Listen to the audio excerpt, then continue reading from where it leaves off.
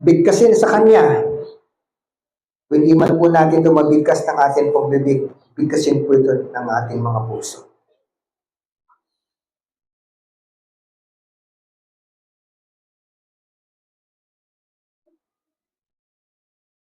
Ikaw na Diyos na nakakabatid ng pinakamalalim na dinadala ng puso ng bawat isa. Sa inyo po kami tumutulog, Panginoon. Kailangan po kami, O Diyos, ng iyong pagdalaw, ng iyong pangungusap sa pamamagitan ng iyong Santong Espiritu. At tagpuin po po, Panginoon, ang bawat isa sa amin pong pagharap sa iyo.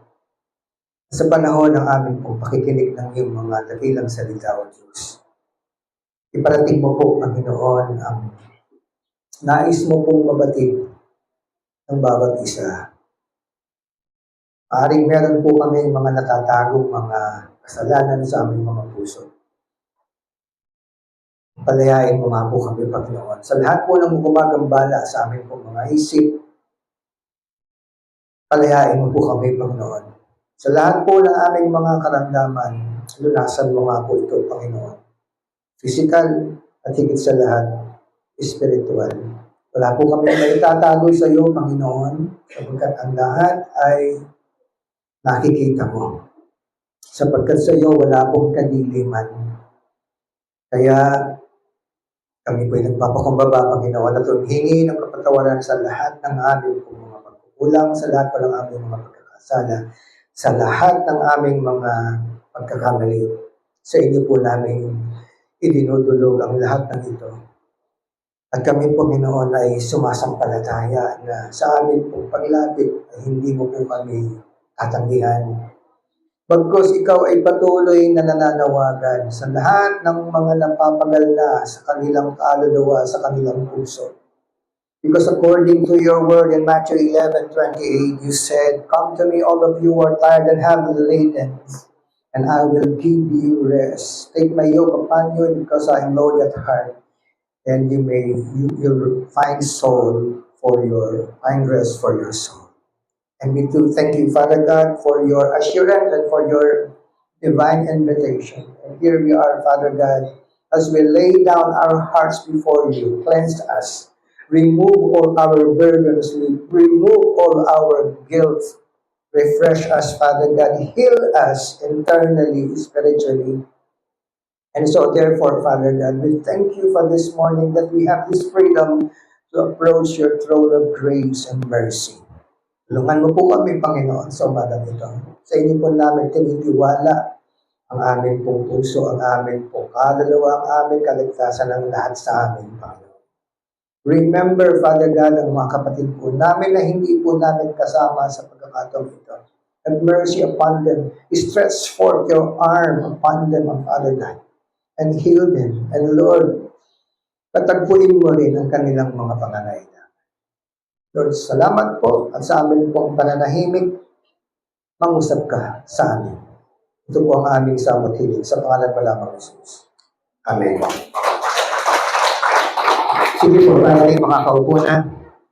This is the first Sunday of the month of April. No? We have 4 Sundays for the month of April, and we have our new theme, Souls Appraised Value. Yan po ang ating tema. Pero yung title po ng ating tatalakayin ngayon ay medyo kakaiba. Tandaan nyo lamang po, no? Ito po ang ating title na tatalakayin. Valuing the Value of the Valuable Soul. Yun po ang ating title. Yan po ang tema. As I was listening to testimonies such as yung kay Brother Anthony, masasabi ko po na indeed, meron po talagang calendar ang Panginoon. Remember, it took him 23 years para pumasok ulit sa sambahan. And I don't know what really happened. For all those years na he was a vagabond, he was the, ano yung sabi doon sa Biblia? Yung sa dalawang anak? Yung alibughang anak. So lahat naman po tayo ay alibugha. But we have different stories, we have different experiences. But one thing for sure, God is still in the business of calling us, of calling everyone. No? Yung kanyang panaginip ay actually, hindi po yan panaginip, it's a vision, and God is calling him. And you are very much valued by God, kapatid. So maraming salamat sa Panginoon sa pagtawag niya sa iyo, sa bawat isa po sa atin na tinawag ng Panginoon. Ang ating pong tatalakayin sa umagang ito ay, ito po yung pinaka mahalaga na sa lahat po ng ating priorities in life. Ito po yung pinakamahalaga. Sister Jana, paki-play. Panoorin po muna natin tong clip.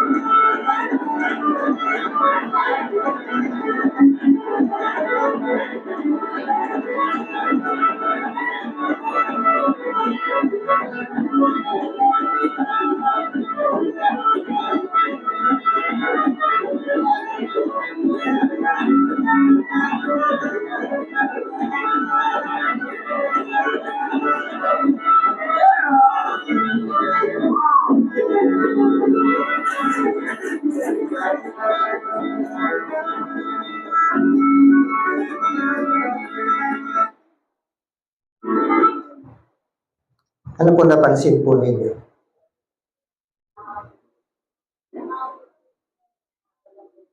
Hinahabol. Wala ko ba nakapansin na mula sa pagkabata, yung journey niya sa buhay, may mga tao, pero wala siyang pakialam sa tao. Nung unang bata, wala siyang bigote. Hindi niyo napansin yun? Nagkaroon na po siya ng bigote. At meron dalawang grupo ng tao. No? Merong mga matatanda, merong mga bata. Tuloy pa rin siya. At habang tumatakbo siya, yung hinahabol niya, ni katiting, hindi po niya halos naabot. Hanggang sa tumanda na siya. Tuloy pa rin.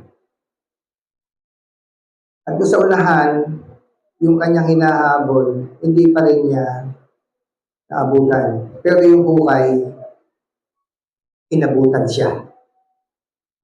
Remember this, mga kapatid. Medyo cowboy nga lang yung background music. Hindi gaanong nag-jive doon sa solemnity ng message na meron dapat sa bawat, halimbawa, first 7 years, which is the formative years of every individual. Bakit formative? Hinuhubog ang pagkatao ng isang kaluluwa. From day 1 to year 7, hinuhubog ka na nun. At yung paghubog sa iyo, that will be predicative kung ano po yung magiging journey mo, magiging lakad mo in life. Ano ang mahalaga sa iyo? In that case, ang nakita po natin, bagamat very compressed, kasi ang pinakita hinahabol lang doon, papel. And we all know, magkakasundo po tayong lahat dyan, na yung papel na hinahabol niya is pera. Okay? Pero bago po yung pera, hindi naman, ang bata naman, hindi naman nangangailangan ng pera. Okay? So, dyan po tayo magsisimula. From there, i-develop po natin yan. Remember, we have 4 Sundays. So please, wag po kayong mag-miss ng isang Sunday. Kailangan po ninyo itong bantayan. No? Pakibukas po ang inyong mga banal na kasulatan. Doon po sa mga wala, mag-share na lamang po. Tabihan po yung mga wala. At kung meron naman po kayong banal na cellphone, yan naman ang uso ngayon, please turn on your app doon sa Bible at hanapin po ninyo yung The Gospel of Mark, chapter 8.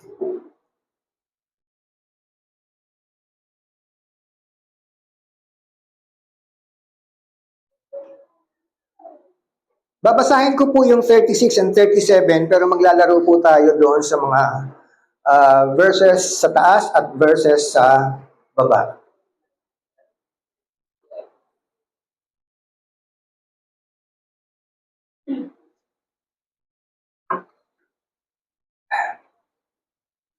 So please listen with your heart, not only with your ears. Mahalaga po itong ating tatalakayin at wag po tayong matulad doon sa pinakita ng animation na we are chasing for something that is not actually the priority. It's not the priority. It's not the most important. Sa Tagalog po, ang sabi po dito, sapagkat ano ba ang mapapala ng isang tao, makamtan man niya ang buong daigdig, ngunit mapapahamak naman ang kanyang sarili. 37. Ano ba ang maibabayad ng isang tao para mabawi niya ang kanyang buhay? So, dalawang bagay po ang titignan po natin sa umagang ito. Ito po tayo magpapasimula.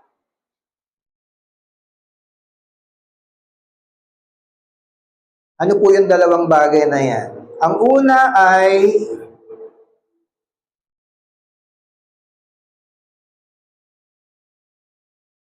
gaining or profiting. At ang pangalawa ay forfeiting or losing. Yan po ay terminology ng komersyo. Patatandaan po natin, ang Biblia ay may mga talinhaga. Patalinghaga sa the pearl of great price. Ano yon? Yung perlas na napakataas ng kanyang value. Okay. Pero dito po sa Mark, dahil maiksi po ang pagsasaad ni Mark, at yun po ang pinili ko, maiksi. Pero tulungan nawa ako ng Panginoon na bagamat maiksi ang kanyang pagkakabanggit ay magkaroon po ito ng malalim na kahulugan po sa atin. Sino po dito ang nasa komersyo? Business. Anong business po ninyo? Si Pastor Bal ay meron siyang rolling store or Bal's Food. Dito po yung iba, merong sari-sari store. Yung iba ay nasa Goldilocks. Yung iba naman ay nasa security agency. Yung iba naman ay nasa Court of Appeals. Meaning, whether you like it or not, you're a businessman. Why? Meron po kasing transaction eh. Ano yung transaction? Meron kang ibibigay o meron kang kukunin pero may kapalit. Yan po ang realidad ng buhay. You're given life, God gave you life, and what will be the return? Ulitin ko po itong sinabi ko sa GC. God gave you time. Binigyan ka ng Panginoon ng oras. But He will not ask that time for you to give that time back to Him. Hindi niya sasabihin yun. The reason why God gave you time is this. Kailangan pong magkaroon ng konkretong kalalabasan ng oras mo. Hindi lamang po sa segundo, minuto, para tawaging oras. It's not that kind of time na gusto ng Diyos na gamitin mo. But in short, kailangan mo itong gamitin sa bagay na itinakda ng Diyos sa bawat sandali na ibinibigay niya sa iyo. Remember, seconds cannot be counted in nanosecond or by number. You should count every second eternity. eternally. That is the value of time. Value of time. Eternal. Yun po ang kahulugan ng minuto, kapatid, o segundo. Hindi po ito numero. Everything that God has given us should be utilized in the most efficient, in the most effective, and the most divine. Kasi banal na nagbigay sa atin eh. So everything that God, the divine, gave you, those things are divine in itself or in themselves. Maaaring hindi po natin binibigyan to ng mariin na tuon o atensyon. But I would like to tell you this morning, mga kapatid, base doon sa atin pong sinabi, binasa kanina, ano ba ang mapapala ng isang tao? Ano ba ang kailangan ng tao para mabuhay? And actually, sasagutin niyo ako materially. Yun ang isasagot niya sa akin. Para mabuhay ang tao, kailangan niyang kumain, kailangan niyang magkaroon ng bagay na kailangan niya. Is it really what he needs the most? Meron bang buhay ang lupa? Sagutin po ninyo ako. May buhay ba ang lupa? Hindi kayo makasagot, no? Kasi ayaw niya magkamali. Well, in itself, walang buhay ang lupa. In itself, wala. Kasi yung buhay na sasabihin niyo sa akin, ay katulad ng buhay na meron kayo ngayon. Pero remember, ginawa po tayo ng Panginoon sa lupa na hindi humihinga. Bakit? Hihingahan pa lang ng Diyos ang lupa para tumaas ang kanyang antas para magkaroon ng hininga. Dalawang bagay ang paggagawa sa atin ng Panginoon. 2. Dalawang bagay. By forming. Huhubugin ka ng Panginoon, and by breathing in. Para ka mabuhay. Kaya yung hininga mo ngayon, kapatid,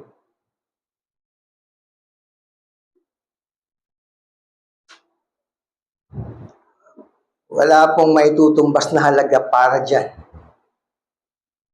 At sinasayang natin ang hininga natin. Why? Yan ang isang lagi kong tinatanong sa sarili ko. Pwedeng mabuhay o pwede po na wala tayo. God will continue to exist to be God without us. Ang Diyos ay Diyos kahit wala tayo. At kung tutuusin, hindi naman siya talaga kailangan ng ating pagsamba.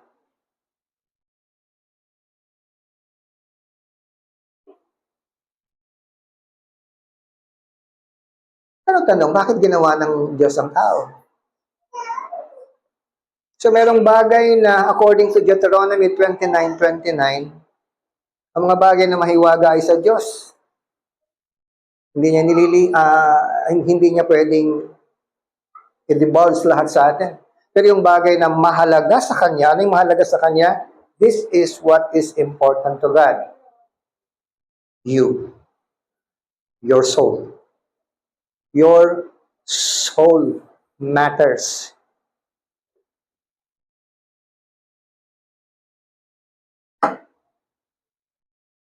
Kung kayo ay magpapasyal sa sapa at merong mga putik sa gilid, hindi niyo yung papansinin. Right?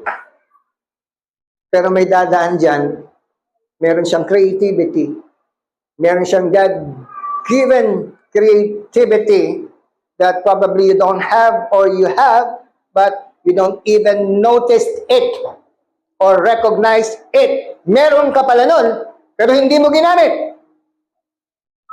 Because God is a God of creation. God is a God who is a designer.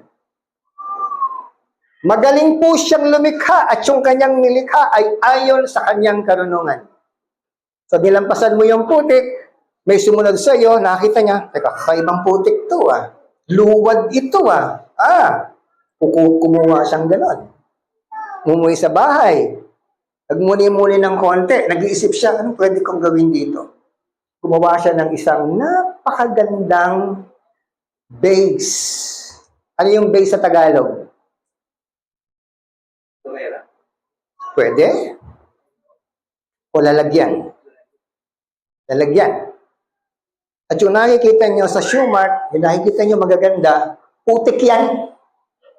Pero binibili ng mahalaga. Binibili ng mahalagang tao at binibili ng malaking halaga. Pero hindi mo siya napansin. Takot ka sa buwaya, di ba? Dolo? Ayaw mo ng buwaya. Ayaw natin ng buwaya, di ba? Ayaw natin ng bayawak. Ayaw natin ng ahas, lalo yung sawa. Ayaw natin kasi natatakot tayo sa kanya. Pero may mga taong matatapang, hinuhuli, pinapatay. At yung karne, ipinapakain sa mga gustong kumain ng karne. Pero yung balat, kanya yon. Anong gagawin niya sa balat?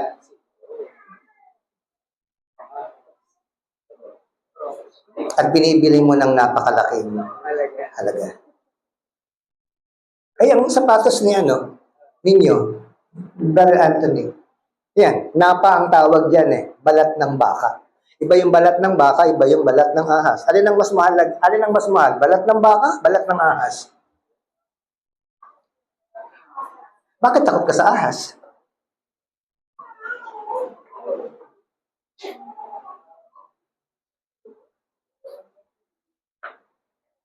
May mapapala ka ba sa balat ng ahas? Sa karaniwang tao, ang unang sasagi sa kanya, takot. Sa mga taong merong taglay na mataas na antas ng pananaw, matatakot siya, pero mas mangingibabaw yung gain. Gain. Ano ba ang mapapala ng isang tao makamtan man niya ang buong mundo? Buo. Bakit mahal ang ginto? Tell me. Bakit mahal ang ginto? Bakit nga mahal? Alam kong mahalaga siya. Bakit siya mahal? Di kumukupas. Bakit mataas ang ginto? Sapagkat maraming nangangailangan. Mga kapatid, mag-isip kayo bilang isang businessman. Nag-iisip kayo, Christian na Talo kayo. Okay, mag-isip ng Christian lang. Mag-isip kayo, Christian na businessman. Itaas po natin ang antas ng ating pag-iisip. Kasi hindi ka aalis doon sa posisyon mo hanggat hindi mo inaangat ang kaluluwa mo. Bakit mataas ang ginto? Bakit mahal ang ginto? Sapagkat maraming nangangailangan ng ginto. Ano po yan? The theory of what? The law of supply and demand. Kapag maraming nangangailangan, papalo yan sa mahal. Pagka kaunti ang nangangailangan, mura yan.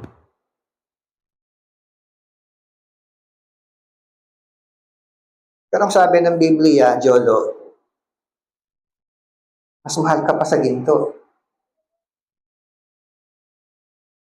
Marami bang nangangailangan sa'yo? Wala. Nangangailangan ba sa inyo? Marami? Wala.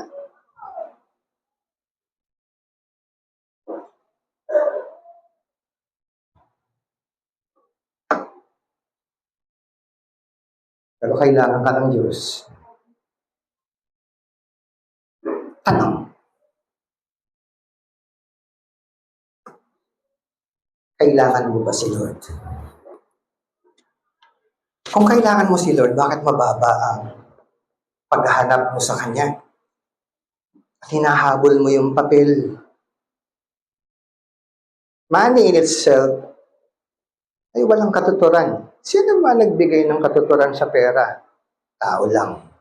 Nagkasundo ang buong mundo ng 1,000, mas maraming mabibili kaysa 20 pisong papel.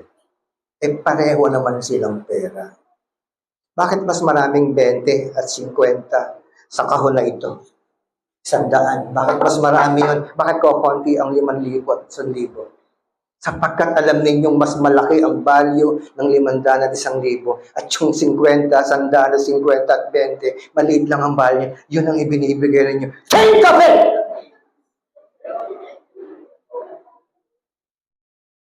Think of it!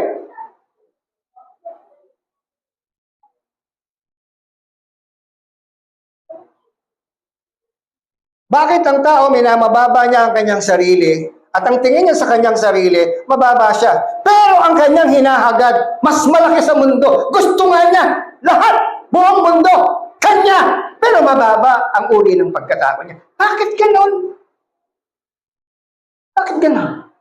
Bakit tayo naghahabol ng mga bagay na alam naman natin na kapag nakuha mo na yan, hindi ka titigil sa paghahabol. At kapag nakuha mo yan, maghahabol ka pa rin. Tawag po doon sa English ay insatiable. Wala kang kakontentuhan.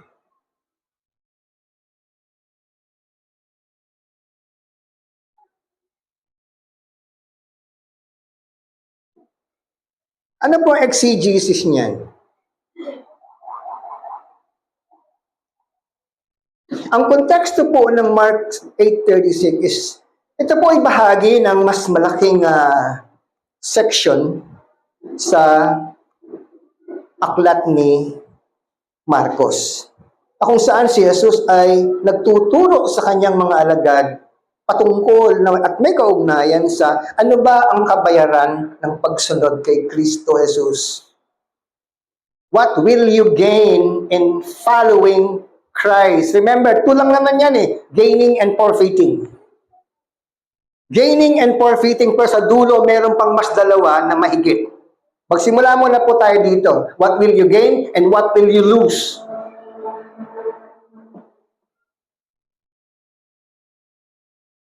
Ano ang kabayaran ng pagsunod kay Kristo?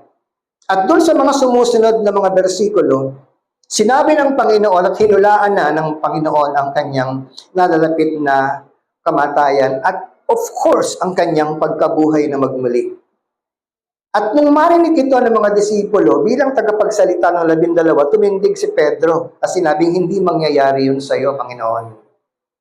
Ngunit, imbes na matuwa ang Panginoon, ay sinansala ni Jesus si Pedro. Kung babasahin po natin yung 31 to 33, sinabi niyang, hindi ang mga bagay na may patungkol at may kaugnayan at mahalaga sa Panginoon ang nasa isip mo, kundi bagay na mahalaga sa tao. Anong mahalaga sa inyo, kapatid? Anong mahalaga sa inyo bilang tao? Marami, di ba? Pero sa dami ng mga mahalaga sa inyo, alin ang pinaka mahalaga? Lahat po tayo, we need to work. Dahil work is part of good work. Okay? Yung pang-araw-araw nyong ginagawa, halimbawa, may bahay kayo. Ibig sabihin, asawa kayong babae, may bahay. Hindi yung meron kayong sariling bahay. May bahay. So, ano bang pangunahing trabaho ng nanay sa bahay? Sino po mga nanay dito? Taas ang kamay. Okay? Yung nagkukunwaring nanay, taas na rin ang kamay. Anong pangunahing gawain ng mga nanay sa bahay? Tsaka sasabihin nyo, ano nga ba? Mag-iisip ako nga ba? Anong pangunahing gawain ng nanay sa bahay?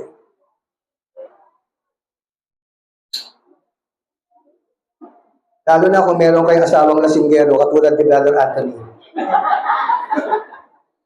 Anong pangunahing gawain ng may asawa? Pagpalagay nyo na may asawa kayo at meron kayo 5 anak na ang sisipag. Dapat ipagbangon kinakatamaran. May hirapan kayong sagutin. Di ba ang hirap sagutin? Kasi lahat ng ginagawa ninyo, pangunahin Ayun. Doon ko kayo dadalhin. Sa lahat ng pangunahin, alin ang pinakapangunahin? Ganon din sa mga tatay. Ano ba talaga ang pinakatrabaho ng tatay? At sasabihin ng mga tatay, siyempre, kumita ng pera. Kung nagliligawan ba kayo, pinag-uusapan niyo ba yung pagkita ng pera? Hindi mo na pag-uusapan yan. Siyempre, magpapakalunod muna kayo sa kahibangan ninyo. Hibang na hibang kayo dahil napapaligiran kayo ng bulaklak. Ano yung bulaklak? Masaya, masarap, mabango, maganda. Ibang usapan na yon kapag kayo ay mag-asawa na. Lahat ng mga bulaklak, ano ba nangyayari sa bulaklak? Nalalanta. Tingnan niyo yung mga asawa niyo, lanta na ba? O malapit lang malanta? Ha? Hindi pa rin. Pagbigyan ko kayo isang taon. Pero hindi po yun ang pakay ko, mga kapatid. My point is, kung sinasabi ng Biblia patungkol dito, ano nga ba, sapagkat ano ba ang mapapala ng isang tao makamtan man niya ang buong daigdig, ngunit yun, mapapahamak naman ang kanyang sarili. Ano ba yung kinapapahamak ng tao? Ano yung kinapapahamak ng tao? Yung mga bagay na hinahabol niya, hindi ang Diyos yun. Sapagkat kung hinahabol mo ang Diyos, hindi ka kailanman mapapahamak. Remember the vision? May tao nagpakita, maliwanag. Pinapatabi nga niya eh. Pwede na ba akong dumandi? Sumunod ka lang sa akin. You cannot go ahead with God. You need to follow God.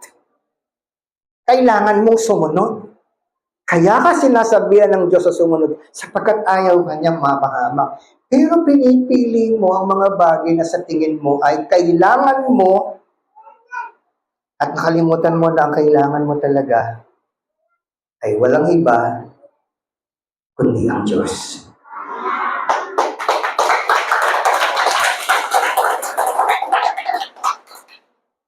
Rhetorical question yan. Tinatanong ng Panginoon yan sa mga disipulo. O sinasabi yan ng Panginoon sa kanyang mga disipulo. Okay? What good, sabi po sa English, what good is it for a man to gain the whole world? To gain. Mapasaya ng lahat ng mundo at sasabihin ko sa iyo, mga kapatid, kahit nalasay na ang buong mundo, kulang ka pa rin. May kakailanganin ka pa rin. Dahil ang sabi ni Pablo, upon realization, iba po yung reality sa real reality.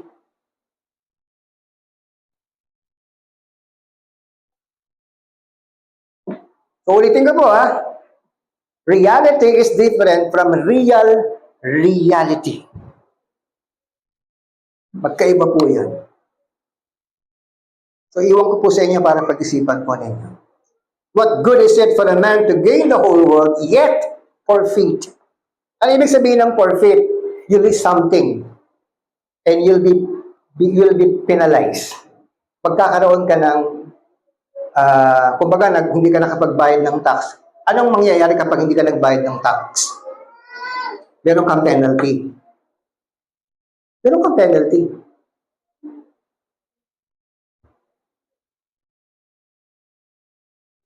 So, yung tono po ng salitang ito ay meron pong kakibat na komersyo.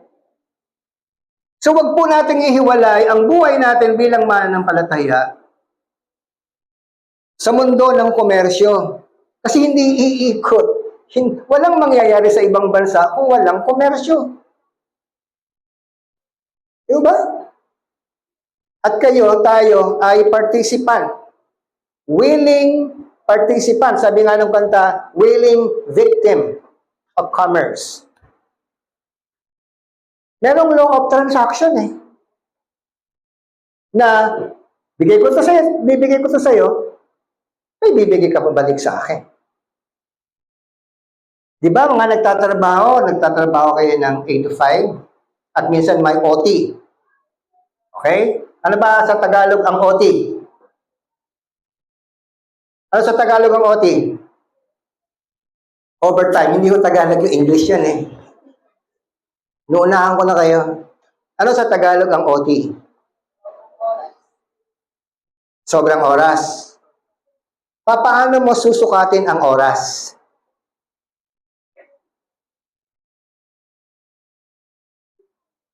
Pastor, may relo ko Hindi mo sinukat ang oras. Tinignan mo yung oras.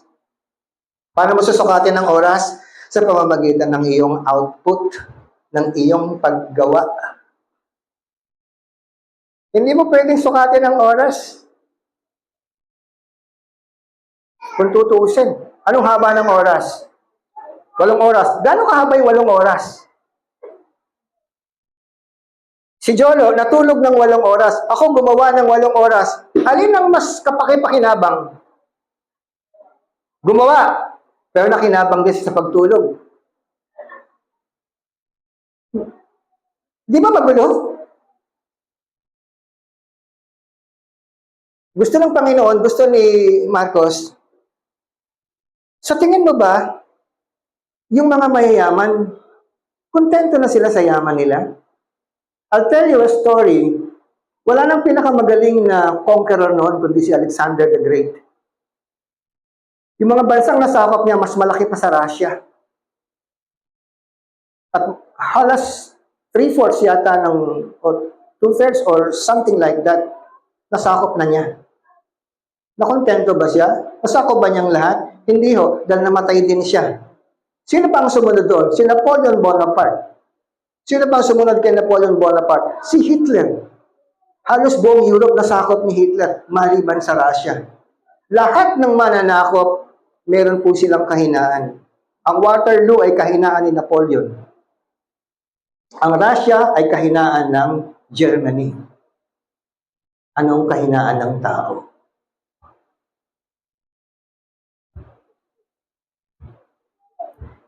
May napala ba sila?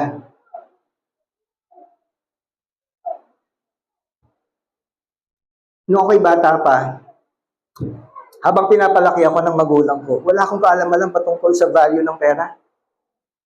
Kailan lang ako nagkaroon ng learning with regards to pera nung binibigyan na po ako ng baon.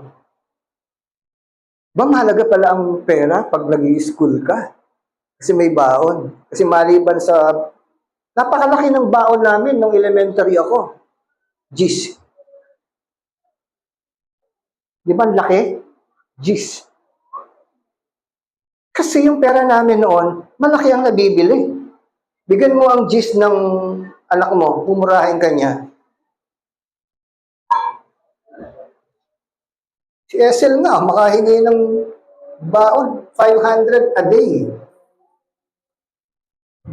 Didiskarte pa yan. Pa, I miss you. Pag narinig ko yun, kinakabahan na ako I miss you. Ang katumbas ng I miss you kay Esel ay UP Town. At yung UP Town, may nonos doon. Alam niyo ba yung nonos? Restaurant po yun, mahal ng pagkain doon. Yung anak ko, hindi siya natatakot magtuturo. Habang siya nagtuturo, Diyos ko po. Maputol sana yung daliri ng anak ko.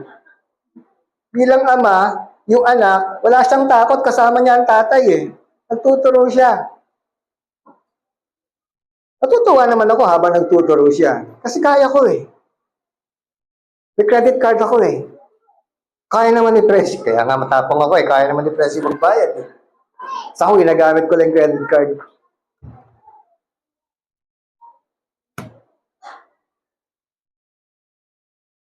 Masaya na ba kami doon? Nung araw na yun, masaya kami. Pero ibang usapan yung susunod na araw. Andiyan po ba kayo? Ayan. Sinisigurado ko lang may kausap pa ako. Baka mga kaluluwa na lang yung kausap ko, okay? So, balik po ako dyan. Gusto ko pong mag-sink in. Kailangan pong lumubog. Kailangan pong bumaon. Yung tanong na yun, pakibalik.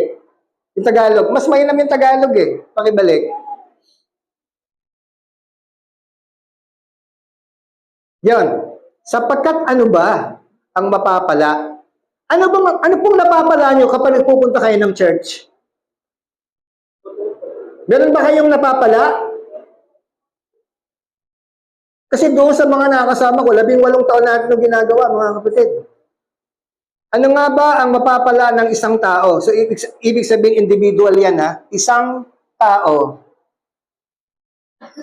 Maaaring ang iba sa inyo, wala lang. Pero yung katabi ninyo, na-bless siya. So, hindi dahil pareho kayong tao, pareho din na nangyari sa inyo nung nagpunta kayo sa church. That, I assure you, no. Hindi dahil umaapaw ang tao sa loob ng church, na-bless silang lahat. Why? Because we have different intentions and motivation in going to church.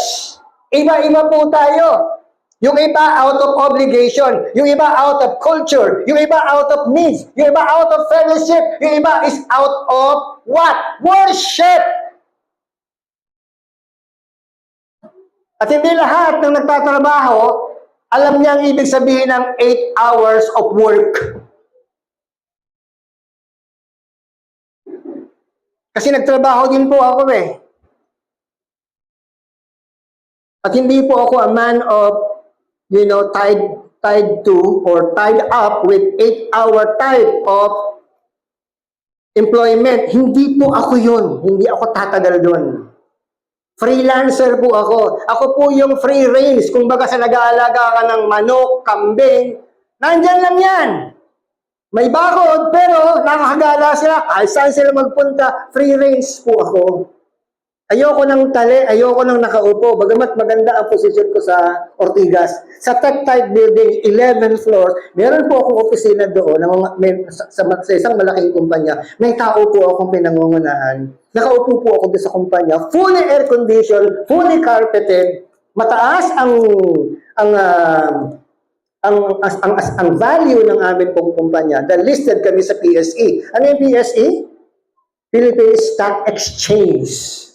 Exchange. Ibig sabihin, meron po kaming karapatan na makipagtransaksyon, magbenta or bumili ng mga kalakal or sa pamamagitan ng share.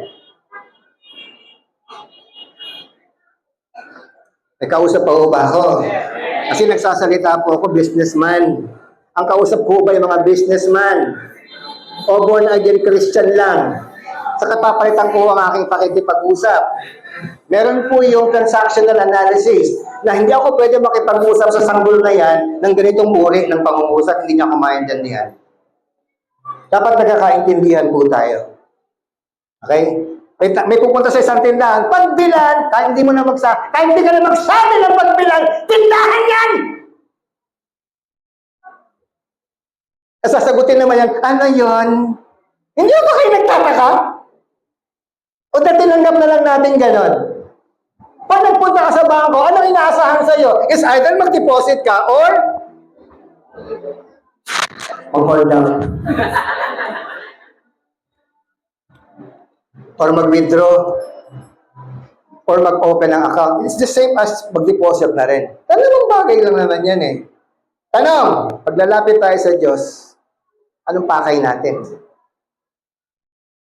Anong pakay mo kapag lumalapit ka sa Panginoon? Hold the pin siya? Lord, nagbigay ako kanina ha, ang laki. Nagdasal ako, ang haba. Kumanta ako, ang tagal. Nakinig ako. Napakatagal. Ano ibig sabihin? Kapag humingi ako sa iyo, kailangan bigay mo sa akin. Hino-hold up mo ba si Lord? In your prayer, hino-hold up mo ba si Lord? Binabribe mo ba si Lord kapag ikaw ay gumawa ng mabuti? Is it your intention? Paano ka lumapit sa Panginoon at bakit ka lumalapit sa Panginoon? Tanungin mo sarili mo.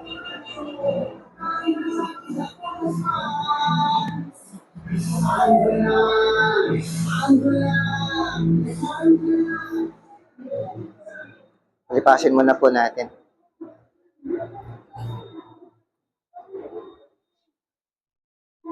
Dapat kung nanalo sila, maya't maya, kumakanta sila dito.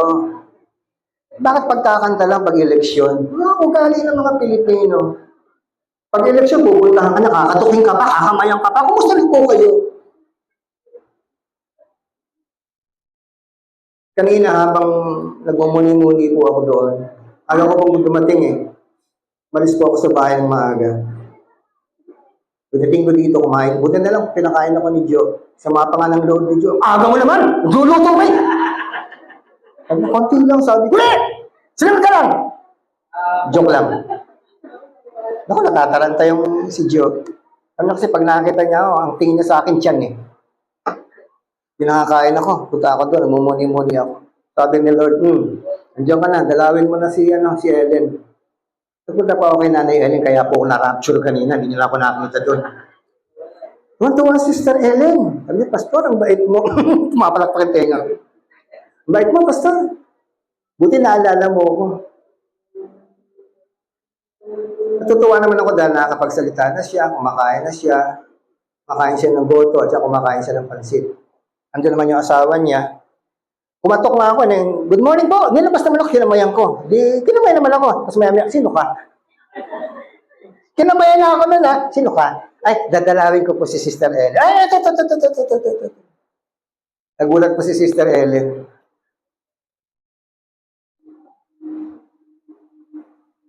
Sabi ko, Lord, kung ako kaya ang nasa kalagayan ni Sister Ellen, dadalawin kaya ako ng TLC-FCCI. Malaman, Pastor. Sige, sabukan mo muna. Yung mga sagot na hindi mo maintindihan kung papuntang Quiapo, papuntang Divisoria.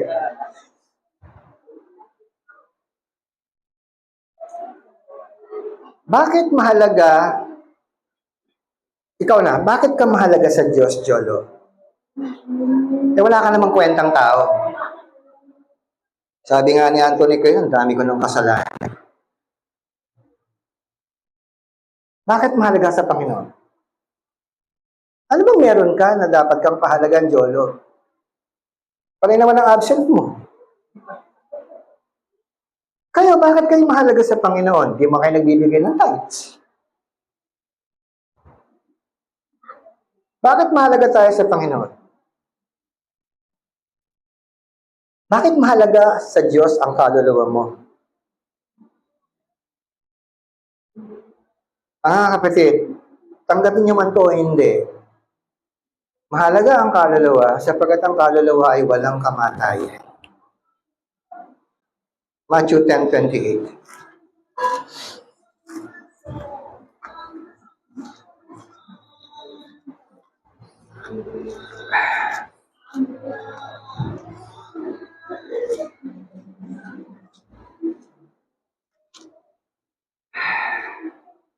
Do not be afraid of those who kill the body. Huwag ka matakot sa mga maaaring pumatay ng katawan.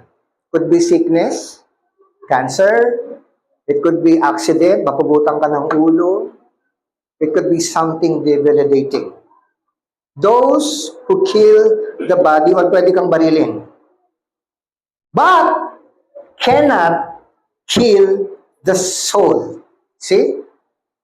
Hindi po namamatay ang kaluluwa.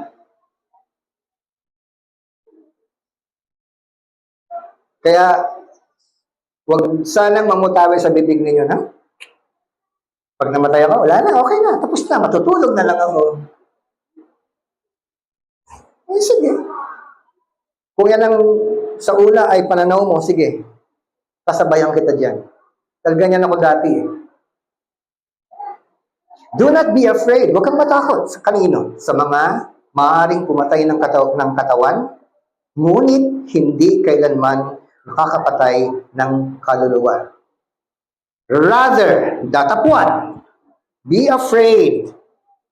Matakot ka of the one sa kanya who can destroy what? Both soul and body in hell. Kaya mahalaga ka, Jolo. Mahalaga ka sa Diyos, mahalagang mahalaga sa Diyos ang kaluluwa mo. Sapagkat walang kamatayan ang kaluluwa. Bakit mahalaga ang kaluluwa? Hindi lamang po may hininga ang kaluluwa. Alam niyo ba na ang kaluluwa ang nagsasabing, gusto ko nun? Alam mo ba na ang kaluluwa nagsasabing, akin ka? Alam mo ba na ang kaluluwa nagsasabing, papatayin ko yan mamaya? Yun po ang trabaho ng kaluluwa. James 1:14.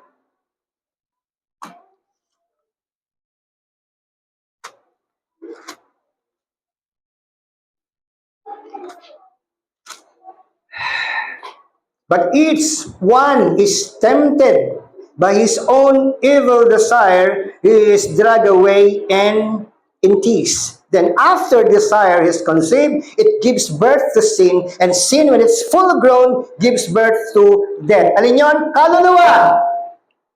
Ang kaluluwa mo nagsabing, gustong-gusto ko yun! Sarap pakinggan ang testimony ni Anthony. Pareho kami. Parehong-pareho kami. Ang pinagkaiba lang niya sa akin, hindi po ako manginginom. Natikman ko lang pero hindi po ako manginginom. Siguro high school hanggang college. Pero yung talamak na manginginom, hindi ko kaya. Wala akong pambili eh. Sa babae, relate ako doon. Okay. Ilang taong ka na, Anthony? 40? I'm 62. So, mas marami akong babae sa'yo.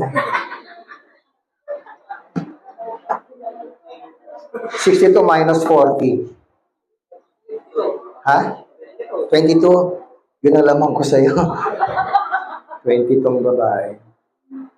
Kaya mga anak ko, karamihan babae.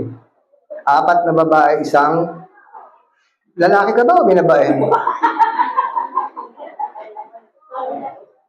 Ayun, yun yung bulso ko, may hikaw. Gusto ko lang nga maghikaw dito. Papakabit na ako, tsaka yung sinusuot dito yung malaki, yung lumuluwag to. Tapos magpapatato ako, born again. Susunod ako sa iyo. Ha? Naiingit ako kay Alex, may tattoo. Ingit ako eh. Eh, mga anak ko, may tattoo din eh. Si Sarah nga eh. Ano na to yan? Redentor. Ewan ko kung Redentor nga ba yun. Redentor nga ba yung tattoo ni Sarah? Japanese ano eh. Pero wala po ako sa tattoo. But each one, ang bawat isa ay tempted, natutokso by his own evil desire. Yung kaluluwa, mga kapatid, itong pinagkaiba niyan, iba yung kasalanan, iba yung nature mo, iba yung desire mo, yung kasalanan, minamagnet ng desire mo. Bakit? Dumidikit yan eh. Dinidikitan ka. Mas matindi ang kaluluwa dahil dumidikit ang kasalanan dyan. Yes, yes. Kaya kahit anong tabuhin mo dyan, iikot lang yan. At kapag hindi ka na nakatingin, didikit na yan. Kasi yun ang gusto mo eh. Diba? Nung high school ako, Diyos ko po, walang araw na hindi kami umiinom. Pag may pera ang barkada, ang inumin namin beer. Patagalan. Kasi may pera eh. At saka may pulutan. Pero pag walang pera, bilog, 4 kantos, long neck, lapad, madaling tamaan, at ang pulutan namin, target. Alam niyo ba yung target? Hindi yun corned beef, asin. Tinatarget. Tsaka ilalagay sa dila. High school yun, mga kapatid, ha? Una akong tumikim ng sigarilyo, grade 2. Grade 2. Kasama ko si Pastor Joe. At ang sigarilyo namin, imported, bataang matanis. Sinubukan din namin yung Alhambra. Nainggit kami doon sa mga matatanda. Ang apoy namin, nasa labas. Yung mga matatanda, nasa loob. Yung Alhambra nasa loob, sinubukan namin. Pasok ang dila namin.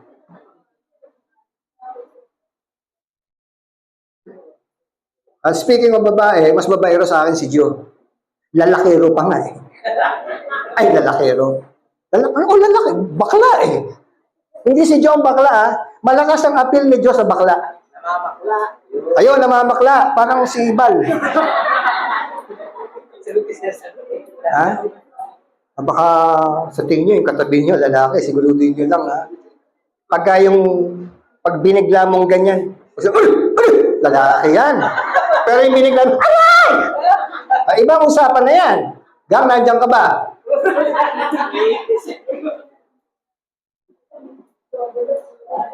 Sabi dito, by his own evil desire, own. Kanya-kanya po tayo. Hahanapin ang katawan mo yan kasi yan ay bahagi mo. Bahagi mo. Spirit, body, soul. Ingatan po ninyo ang soul. Ingatan po ninyo dahil mahalaga yan sa Diyos. Ano mang mahalaga sa Panginoon, iniingatan. Amen. O, yan na, nagkasundo po tayo dyan. Anong sabi dito? Then, sabi doon, by his own evil desire, he is dragged away. Hahatakin ka na. Addiction na yan. Addiction na yan. Uulit-ulitin mo na yan. Uulit-ulit. Yung isa na nasimulan mo, kapatid, diretso na yan. It's either wag mo nang simulan, dahil kapag sinimulan mo, baka mahirapan ka ng pigilan ng sarili mo. Why? Because it is your nature.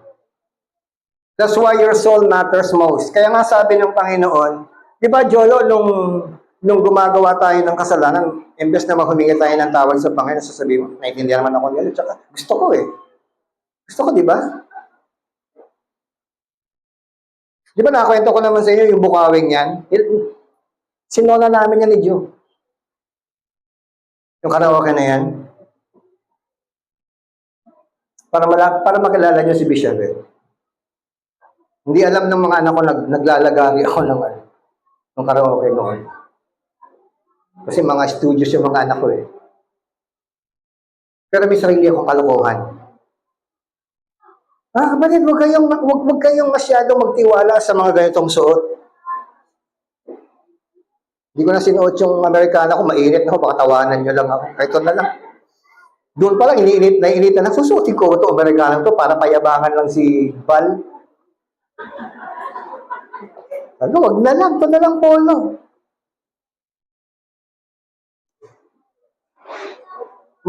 Magaling ba kayong magbigay ng value, mga kapatid? Magaling ba kayong magbigay ng, halimbawa, sumukat?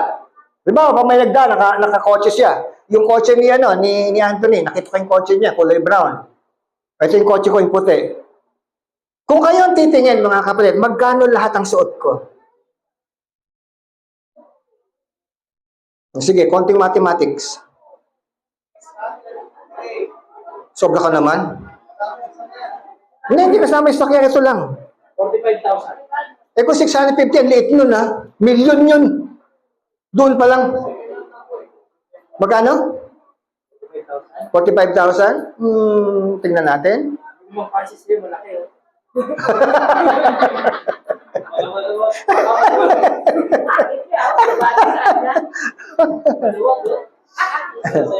Magkano po itong dalawang singsing na to? O maliit lang itong ginto. Si Presi ang bumili nito. Magkano po itong dalawang ito? Kasi sabi ni Val, 46,000 daw ang suot ko. Maliit. Ito mong dalawang singsing na to, 36,000 na po. Singsing pa lang. Eh matagal ko nang binili itong college ring. Hindi ko pa ito binili, niregalo lang po sa akin. Ito, mumurahin pa nga ito, 18,000 po ito, at 18,000, 36,000. Singsing pa lang po yun. Okay? So, yun po eh. Nagbibigay po tayo ng value. Ang assessment sa atin ng Panginoon, pakibalik yung tema. Diyan ha? Ayan. Appraised. Value. Tinatay ang halaga ng kaluluwa. Okay. Appraised value. Magkano ang kaluluwa mo, Jolo?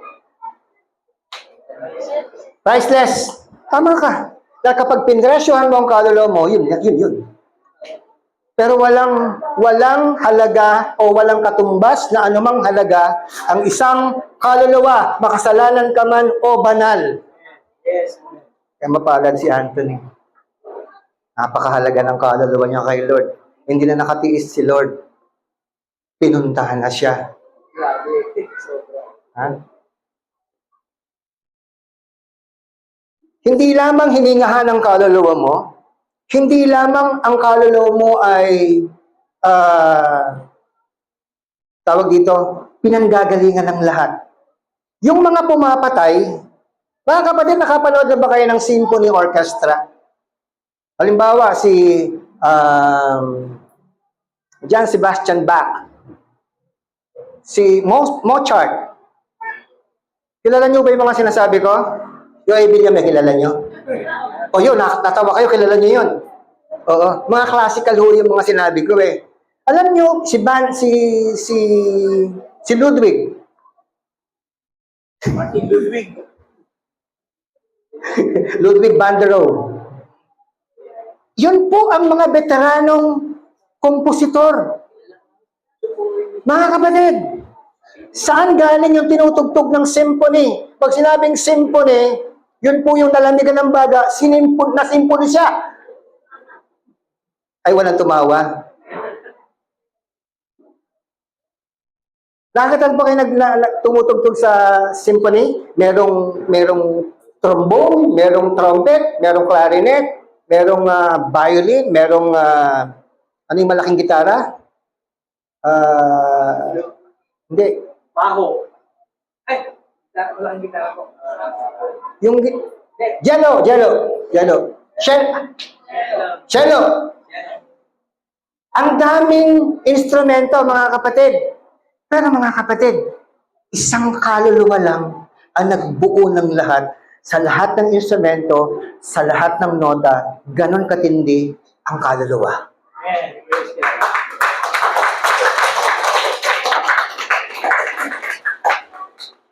Tama ang kaluluwa hindi po isip lang. Ang kaluluwa ay ikaw. Kasi nagugutom ka, ikaw magdidesisyon kung anong kakainin mo, anong bibilhin mo. Gusto mong gumawa ng kasalanan, pipiliin mo, ano bang kasalanan gagawin ko ngayon? Sa isang linggo, Monday, itong kasalanan ang gagawin ko, Jolo. Tuesday, eto naman ang gagawin kong kasalanan. Sa Wednesday, baka ulitin ko lang yung Monday. Thursday, ulitin ko yung Monday, Tuesday, Wednesday. Friday, ulitin ko yung Monday to Thursday. Tapos, pagdating ng Sunday, ulitin ko yung Monday to Friday. Pagdating sa Sunday, banal ako, Jolo. Kakalimutan ko muna yung mga kasalanan kong yan. Banal muna ako. Pagpasok ko sa simbahan, nakaganon pa ako, Jolo.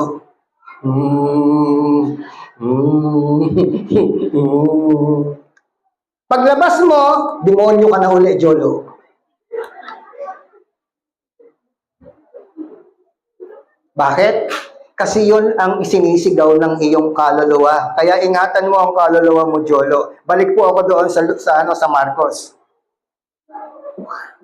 What good is it for a man to gain the whole world yet forfeit his soul?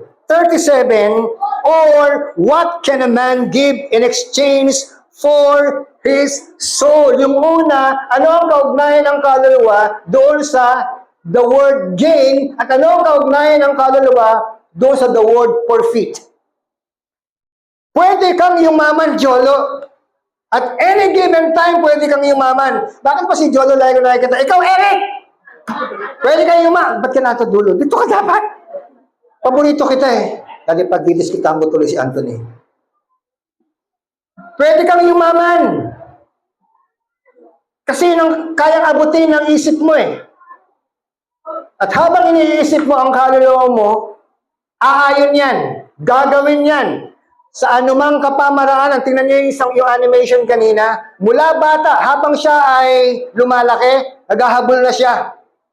Naghahabol na siya. Hindi ang kabanalan ng Diyos ang hinahabol niya. Something na pwede mong ma-achieve.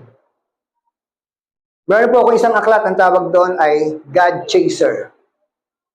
Talagang, kumbaga sa isang addict na addict siya kay Lord. Mas gusto niya yung kabanalan. Kaya nga sabi ni Pablo, follow me as I follow Christ. 1 Corinthians 11:1.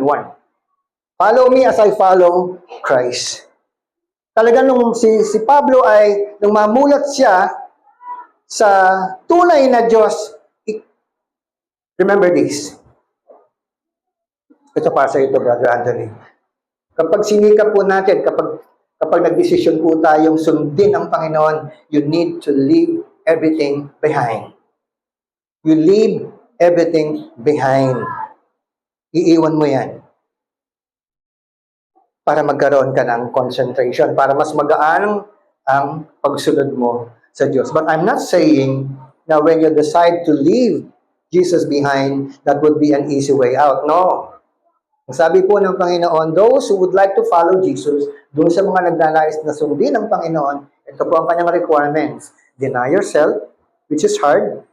Carry your cross, which is also hard. And then follow me, which is the hardest. Why? Because you have the two already, denying and carrying.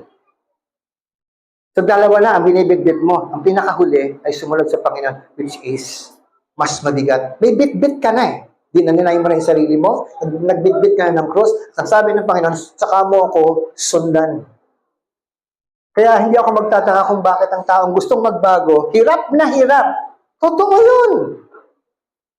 Totoo yun. Although salvation is free, but it requires effort on your part. Anong effort? Kailangan mong magdesisyon. Life is composed of 3 C's. Hindi ho 3 D's. 3 C's. Ano yung C? Ano yung unang C? Hello? 3C. Hindi ho 13. 3C. Bisaya po ako. 3C.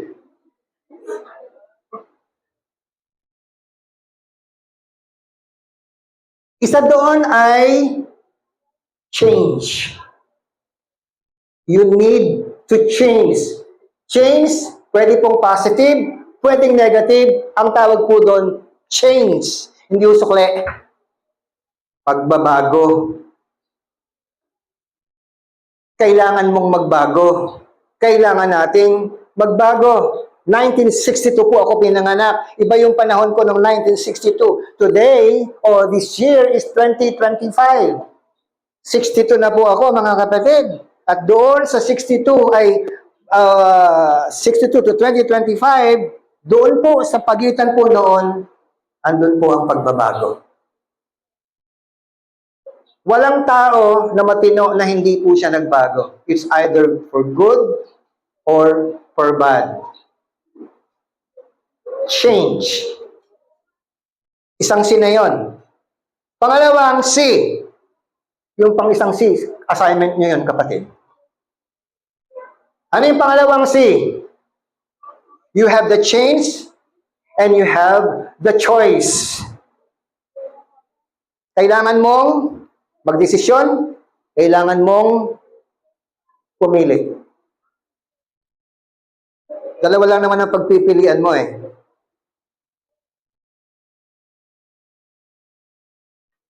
Maligtas o mapahamak. Kahit saan niyo po dalhin. Huwag na muna yung langit at impyerno. Yung maligtas na lang muna at mapahamak. Dahil kadalasan ang ginagawa po natin sa ipapahamak po natin. Pero gustong-gusto ng ating katawan. Yung isang C, kayo na po ang may assignment nun. Now, alas 12 na po. So, dalawa lang muna ang ating tatalakayin, ano? Gaining and forfeiture. Ano ang kahulugan ng ano ang kaugnayan ng kaluluwa sa gain? At ano ang kaugnayan ng kaluluwa sa forfeiture? Ano ba ang maibabayad ng isang tao para mabawi niya ang kanyang buhay? Ano ibig sabihin ng mabawi niya? Napahamak na po siya. Nandun na po siya sa kanyang kinalalagyan. Yun po ang termino niyan. Namatay siya. Alalahanin po ninyo ang kwento ni Lucas doon sa 16. Namatay si Lazaro, namatay yung mayaman. Yung mayaman na namumunini sa kanyang kayamanan, wala nang paglagyan, maganda ang kasuotan, maraming pagkain, ang ganda ng bahay, ang ganda ng estado, maganda lahat. Mga kapatid, hindi dahil maganda ang lahat, maganda rin ang magiging buhay mo sa kabilang buhay. No. It doesn't necessarily follow. Si Lazaro, nagtataka ako bakit may pangalan yung mayaman, wala. Ibig sabihin, hindi po siya binigyan ng pangalan. Ano nangyari kay Lazaro? Nagsimula ang pagkasabi kay Lazaro, siya po ay nangangailangan ng pagkain. Need. Human need is food. What is the tendency for a human? Human, tao, si Lazaro, nangangailangan ng pagkain. Tao rin ang mayaman na maraming pagkain. Ano dapat? Ang dapat gawin ng taong maraming pagkain sa taong nangangailangan ng pagkain. Ano po ang dapat gawin? Mabuti ka pa, mabuti ka pa, son, papagbigay. Yung mayaman, hindi. Mababawasan ba ang kayamanan niya kapag nagpakain siya ng isang pulubing katulad ni Lazaro? Nung araw na yon, mababawasan ba ang kanyang kayamanan? Hindi. Pero hindi po niya naisip yon. Ano ang moral ng story? Mahirap, pulubi, nangangailangan ng pagkain, mayaman, maganda ang bahay, wala siyang problema sa pagkain, pareho kayong mamamatay. Pero hindi nangangahulog ang maganda ang patutunguhan ng mayaman at pangit ang patutunguhan ng mahirap. Ito ang catch. Ang sabi doon, at dinala. Dinala ng anghel. Alin ang dinala? Pag namatay ang tao, anong mangyayari sa katawan niya? Pabubulok. Okay. Ay sabi ng Biblia, dinala ang kanyang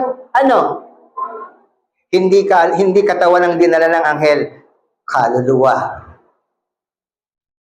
You see? At dinala ng anghel ang kaluluwa ni Lazaro saan?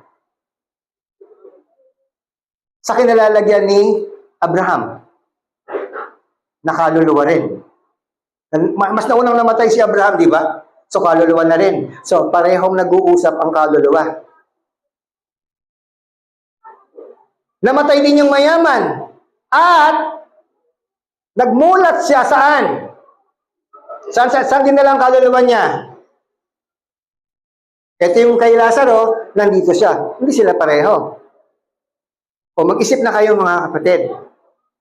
Kung kayo ay mamatay, wag naman ngayong gabi, mamaya na lang, ay walang nakakuha. Ewan ko sa inyo.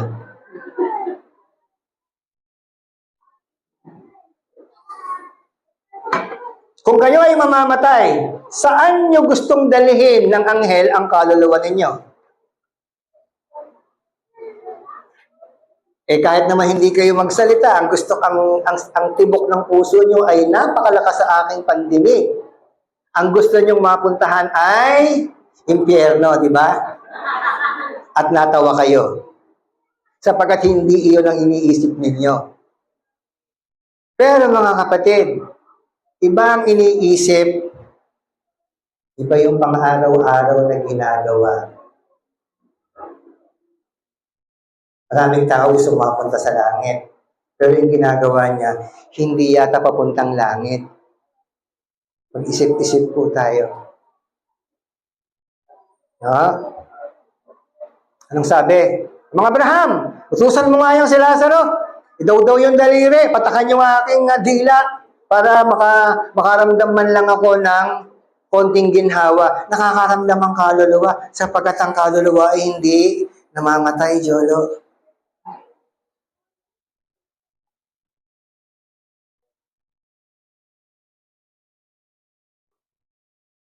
Pag po tayo magsalita na gusto kong pumunta sa langit pero ang ginagawa po natin papunta ng impyerno. Sabi ng amang Abraham, alalahanin mo anak, nung ikaw ay nabubuhay sa lupa, nagpakasasa ka. At si Lazaro, sa kanyang abang kalagayan ay nagtiis. Pero ngayon siya ay inaaliw dito sa piling ko. Ano ibig sabihin? Mga kapatid, nakakaramdam ng sakit, nakakaramdam ng init, nakakaramdam ng kaaliwan ang kaluluwa kahit patay ka na, Jolo. Ikaw din, Eric.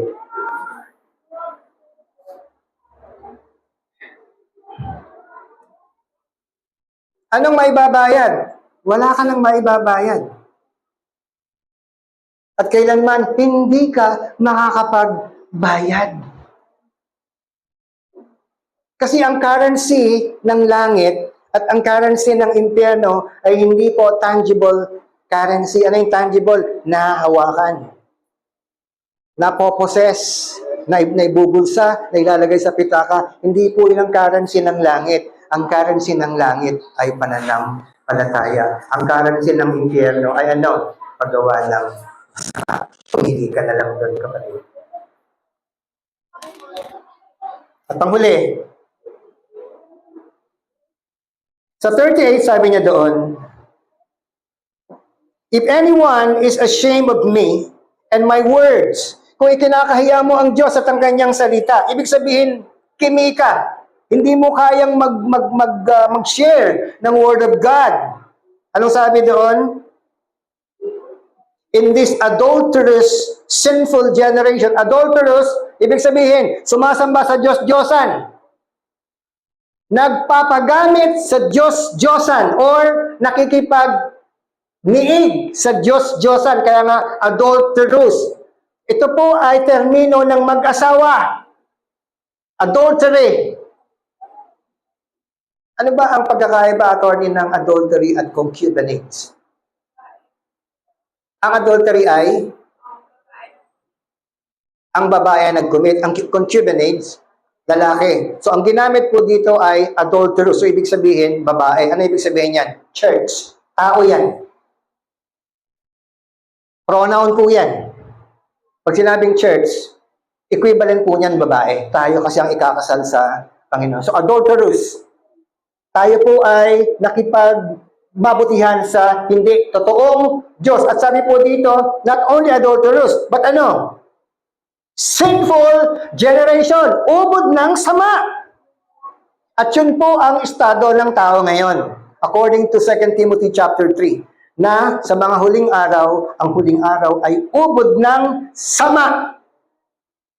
Hindi ang sitwasyon, kundi ang tao. Sapagkat ang sitwasyon ay pinalalala ng tao. Ang tao ang nagpapalala sa sitwasyon. Hindi ang sitwasyon na nagpapalala sa tao. Dahil wala namang isip ang sitwasyon, ang tao meron. Why? Because he has a choice and meron pong pagbabago sa tao. Ano bang, bakit mahalaga ang kaluluwa mo? Sapagkat ang kaluluwa mo ay merong kapasidad na sumunod at tumanggi sa Diyos, Jolo. Kaya nga, nilalapitan tayo ng Panginoon. The Son of Man will be ashamed of Him. Kapag ikinakahiya natin ang salita ng Diyos, kapag ikinakahiya natin ang Panginoon, ayaw natin magbahagi. So your testimony is very important. It is tantamount, mga kapatid, yung salvation mo doon sa makakapakinig ng testimony mo, nahihipuin ng Panginoon. Tantamount po yun. Napakalaking bagay na may makakarinig ng iyong patotoo sapagkat doon mangungusap ang Panginoon. Kapag ikinayahan ninyo ako at ang aking mga salita, meron pong provision ng Panginoon. You need a choice. You need to make a choice. You can reject or accept. Kapag ikinahiya ninyo ako, merong pabala. Kapag ikinahiya ninyo ako at ang aking mga salita, ako at ang aking salita, dalawa yan, si Lord at ang kanyang mga salita, sa harap ng mga taksil, yung mga tumatalikod sa Panginoon, at makasalanang mga tao, yung walang habas, na alam nila ang katotohanan, pero sinusupil nila ang katotohanan, at ang ginagawa po nila ay against sa katotohanan, taksil. Sa panahong ito, this is it, mga kapatid, ikakahiya rin kayo ng anak ng tao. Yan ang isang titulo na gustong-gustong ginagamit ng Panginoon, anak ng tao. Pagparito niya na taglay ang dakilang kapangyarihan ng kanyang Ama, which is judgment, ang equivalent niyan, at kasama ang mga banal na anghel. So God is good. Sabi niyo nga, God is good every time. And every time, God is good. But don't forget, God is also a judge every time.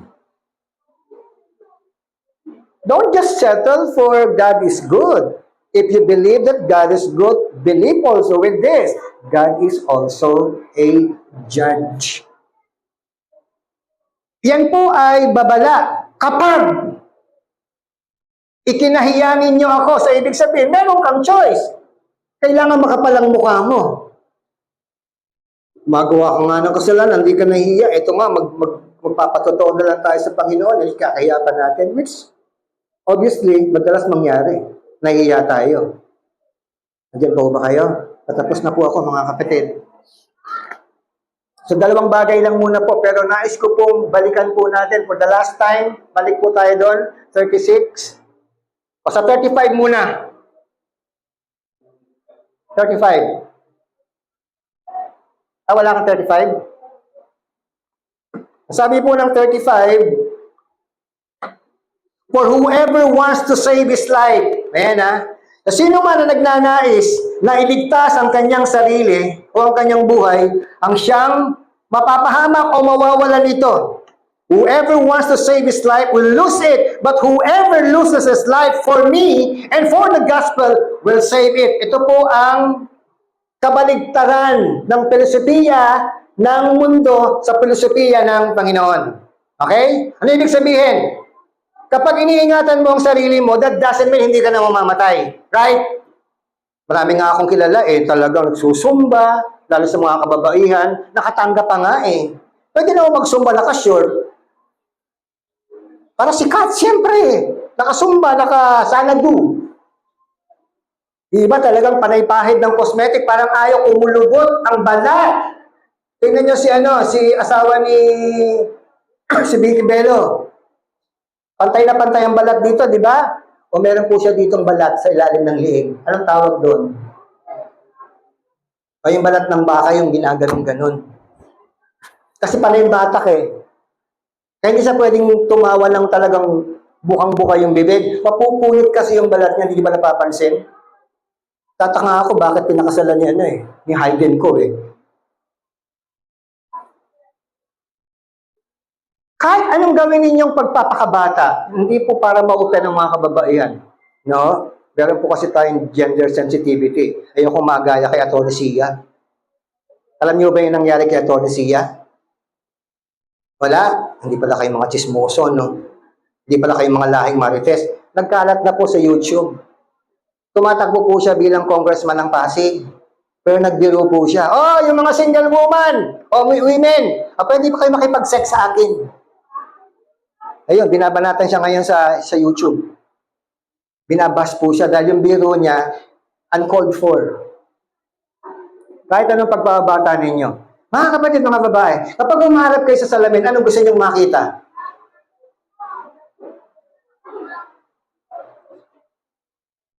Ba't kayo umaharap sa salamin? Para makita ang mukha o itsura nyo? Kasi kapag kamukha, dapat nakaganon ka sa salamin. Kaso gaganong-ganon ka pa nga Naka-30 ikot ka na, hilong-hilo na yung salamin. Hindi ka pa rin makontento. Hindi ka makalabas, hindi ka sigurado. 30 ulit, basag na yung salamin. Ang dami ng lamat. Nagreklamo na yung salamin sa kaiikot mo. Pero pag talikod mo, mga kapatid, sasabihin ko sa inyo, kahit na ang tagal nyo sa salamin, nakaharap ka sa salamin, pag talikod nyo, hindi nyo pa rin alam kung ano lang itsura nyo pag talikod nyo sa salamin. Amen? Bakit kayo nagpapakauto? Anong gusto nyong makita sa salamin? Bumili pa kayo ng magandang salamin, hindi naman kayo magandang haharap sa salamin. Tapos sasabihin mo, sinungaling ka.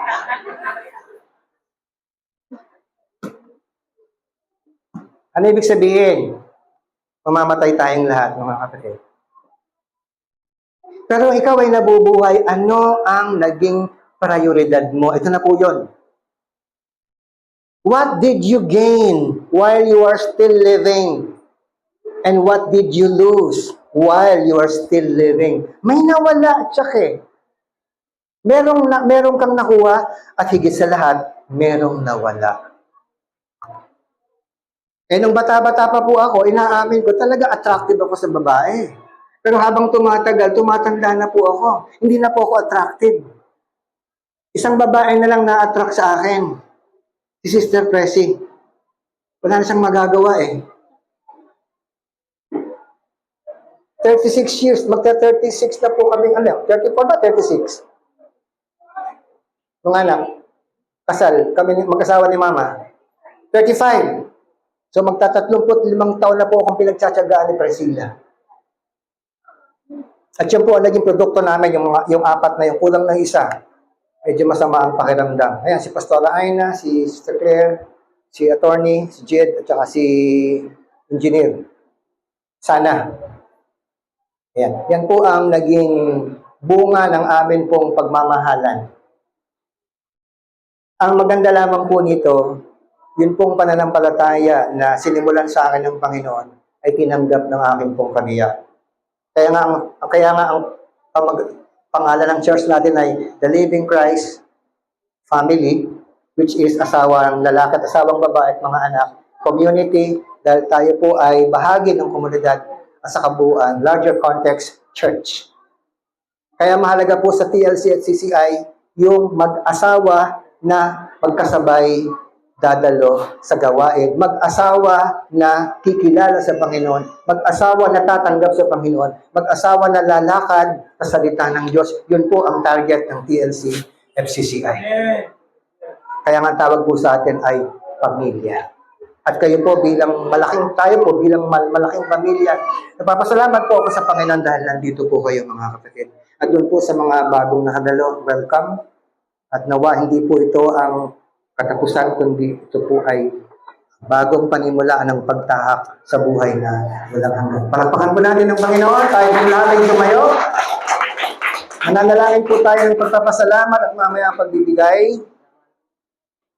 Okay? Pagkatapos po niyan, yung breaking of bread.